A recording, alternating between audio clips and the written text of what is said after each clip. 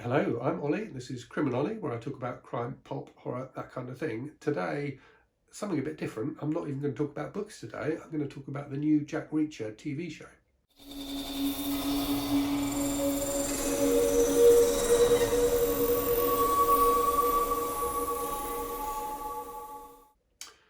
So I've said on the channel before, I'm a bit of a fan of the Jack Reacher books by Lee Child. So when I saw that Amazon were putting out a TV show based on them, I was definitely interested. So this is kind of a first impressions video rather than a full review video. I've watched the first 3 episodes now, and the good news is I think it's great. It's a really fun show. It is very similar to, so it's based on the first book, The Killing Floor, and from what I've read about in terms of publicity for the show, they're going to do 1 book per season. So this first season is 8 episodes. I'm guessing they're probably all going to be a similar sort of length. So 8 episodes of about 50 minutes each. And so yeah, so I'm almost halfway. And so far it's a lot of fun.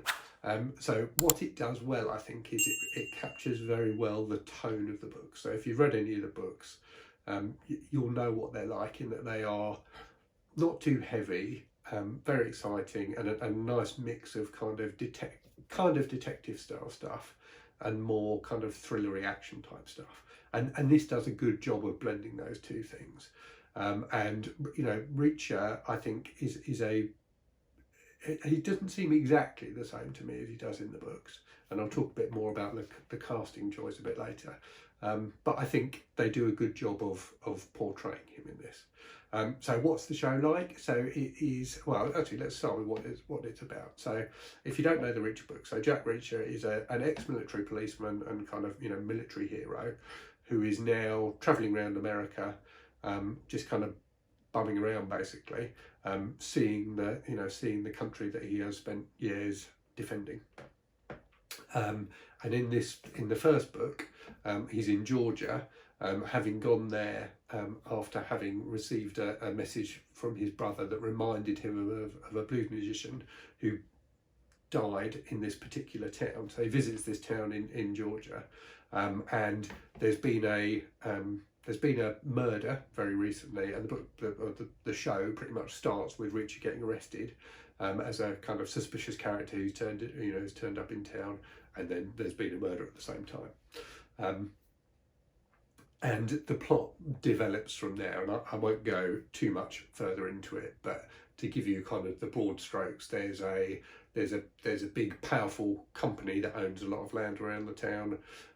There's a the kind of sheriff's department where the chief of detectives is a black guy who's moved from Boston, I think it is.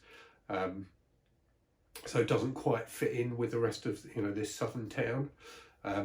And Reacher is arrested, as I say, and imprisoned, and the plot kind of develops from there. So in terms of what it's like, it's a nice mix of kind of mystery, police procedural type thing, and action. There's a lot of fight scenes, and these are like fist fights, but they're really well done. They reminded me a bit of the fight scenes in the Matt Damon Bourne movies. They're really physical and they look quite realistic, but they're also quite cinematic. So yeah, the fight scenes are great, and the mystery is being nicely teased out so far. So I've read the book, so I know what happens, but they're doing a good job of teasing things out. And in true kind of slightly cheesy TV fashion, every episode ends with some kind of a twist to keep you hooked. And on that kind of note of cheesy, it definitely feels like quite a formulaic show. So it mixes a lot of different things, and it does it very satisfyingly, but it's not devastatingly original, shall we say.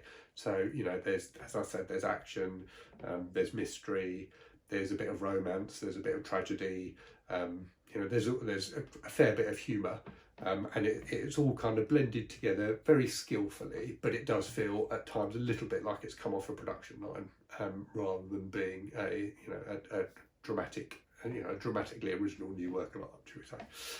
But yeah, it's fun. It's the one word I would use to describe it is fun.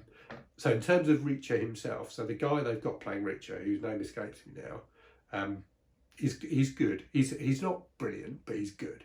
So obviously, when they made the 2 Reacher movies with Tom Cruise, a lot was made of the fact that Tom Cruise is, I don't know how tall, but a lot shorter than the 6'5" or whatever it is that Reacher's supposed to be. This guy physically is spot on. He's very tall and he's extremely well built. And on that, I would say, so in the books, Reacher is he's this ex-military policeman. He's bumming around the States, and he's supposed to be quite kind of gruff and just macho, whereas I think this guy, Reacher in the TV show, basically looks like a male model who spends all his time in the gym. So Mrs. Criminoli is watching it with me, and she is quite enjoying that aspect of the show, especially as Reacher tends to take his shirt off quite a lot for no good reason. So that's another thing they've thrown in there. They've thrown in a bit of eye candy for people who like that kind of thing. But what they've also done, so in the books, and to I think a greater extent in the TV show, Reacher he's a genius investigator, and he's also an unstoppable force of nature. So he's far sharper than any of the cops, and there are a number of fight scenes in this where he takes on kind of 6-7 people at once and easily wins. So to use a phrase my son would use, he's a bit OP. He's a bit overpowered, and definitely in the books that's the case. He comes across as being, there's never any doubt that he's gonna win.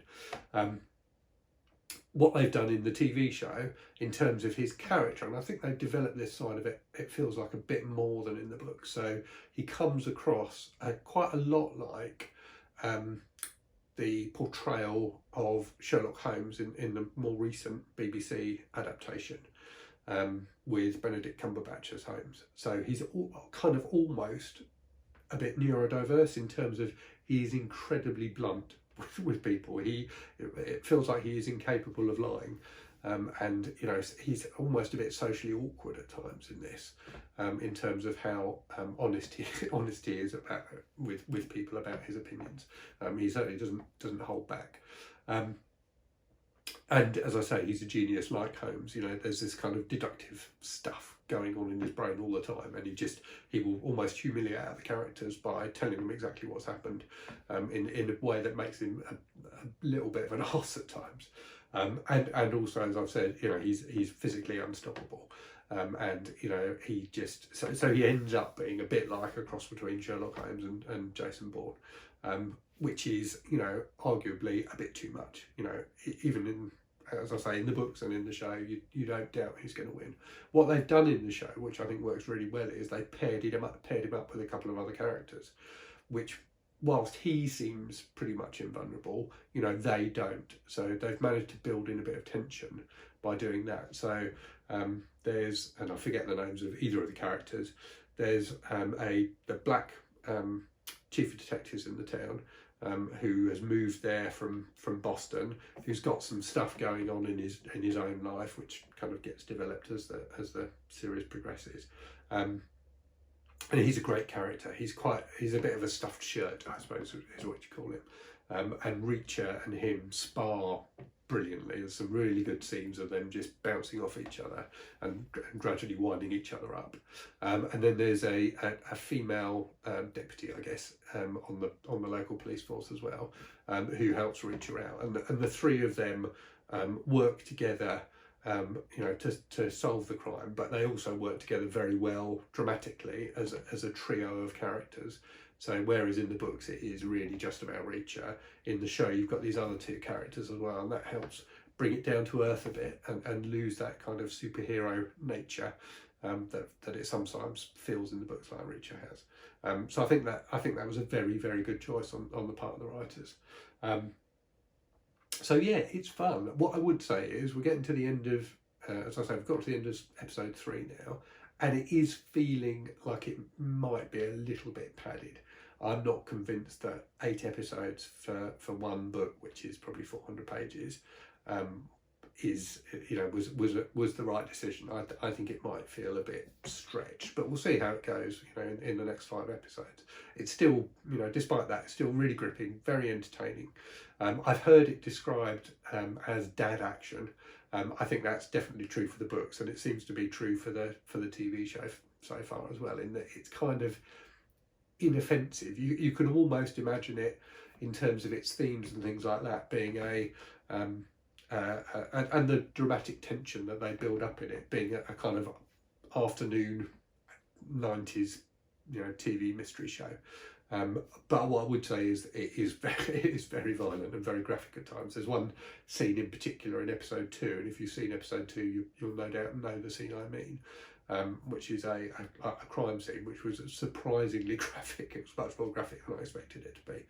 So yeah, if you don't like extreme violence, I know it's not extreme, but it is. There's a lot of fight scenes, and they are quite graphic. And as I say, some of the crime scenes are quite graphic too.